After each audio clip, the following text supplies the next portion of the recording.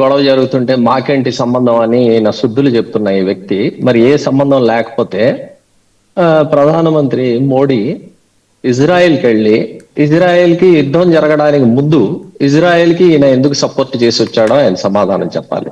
తర్వాత సపోర్ట్ ఏంటి మాటలో కదా బషీర్ అహ్మద్ గారు, మోదీ గారు ఎక్కడ స్టేట్మెంట్ ఇప్పటి వరకు ఏం పాస్ చేయలేదు అసలు.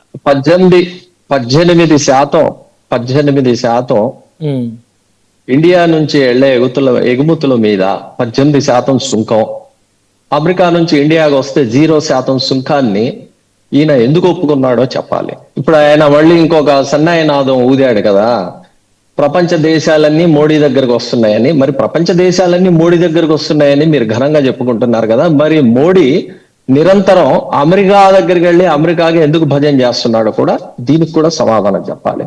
తర్వాత అమెరికా అన్ని అబద్ధాలు. ఇప్పుడు ఇందాక ఇద్దరు మాట్లాడారు విశ్లేషకులు, నేను ఎక్కడ అర్థం పడలేదు.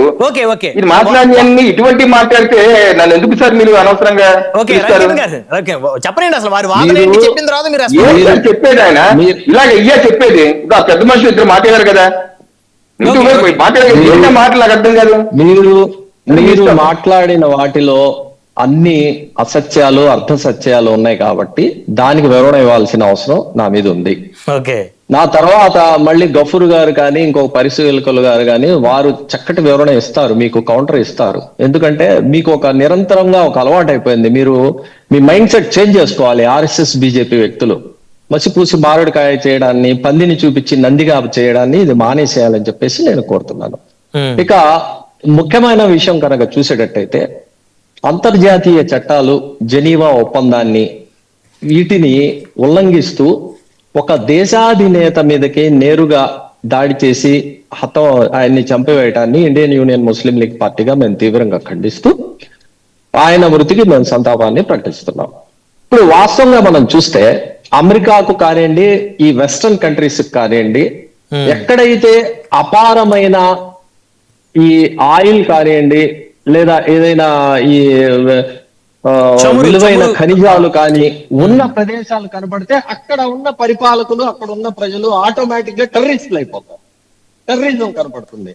మీరు చూసేటట్టయితే ఈ గల్ఫ్ కంట్రీస్ లో ఎన్ని గల్ఫ్ కంట్రీస్ అయితే ఉన్నాయో, మీకు ఇరాక్ కానివ్వండి, సిరియా కానివ్వండి, ఇరాన్ కానివ్వండి, ఆఫ్ఘనిస్తాన్ కానివ్వండి, వీటన్నిటి మీద వీళ్ళ అక్కసు ఏంటంటే అక్కడ ఉన్నటువంటి సహజ వనరులు, అక్కడ ఉన్నటువంటి ఆయిల్, వీటిని దోచుకోవడం కోసం గాను అక్కడ ఉన్న పరిపాలకులు వాళ్ళ దగ్గర ఏవో అటామిక్ ఎనర్జీ ఉందనో లేదా ఇంకోటి వాళ్ళు దుష్పరిపాలకులను అక్కడ స్థానికంగా ఉన్న ప్రజల్ని చంపేస్తున్నారనో ఏదో ఒక నెపాన్ని పెట్టి ఆయా దేశాల మీద దాడి చేసి ఆ వ్యవస్థల్ని సర్వనాశనం చేసి అక్కడ ఉన్న ఆయిల్ ని దోచుకుపోతున్న విషయాన్ని మనం చూడొచ్చు. ఇక్కడ ప్రధానంగా ఈ వెస్టర్న్ కంట్రీస్ అమెరికాకి ఏంటంటే ఆయిల్, రిసోర్సెస్, సంపద, దీని కోసం తప్పనిచ్చి యుద్ధం చేసేది. వేరే ఏ విషయంగా కూడా వారు యుద్ధం చేయని విషయాన్ని మనం గమనిస్తున్నాం.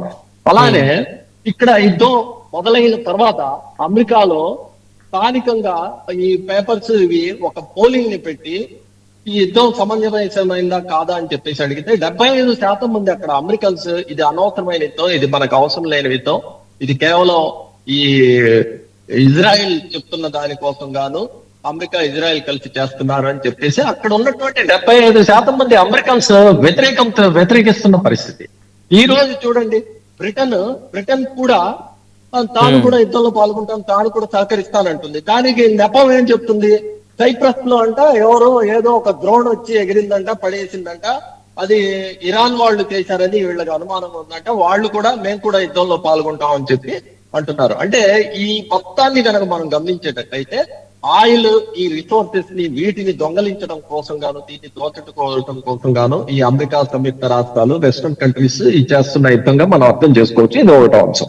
ఇంకా రెండవ అంశం వచ్చేసేటప్పటికి ఈ యుద్ధం ప్రత్యక్షంగా ఇరాన్ మీద చేసిన యుద్ధంలా కనపడుతున్నా దీనికి పరోక్షమైన ఇంకొక కారణం కూడా ఉంది.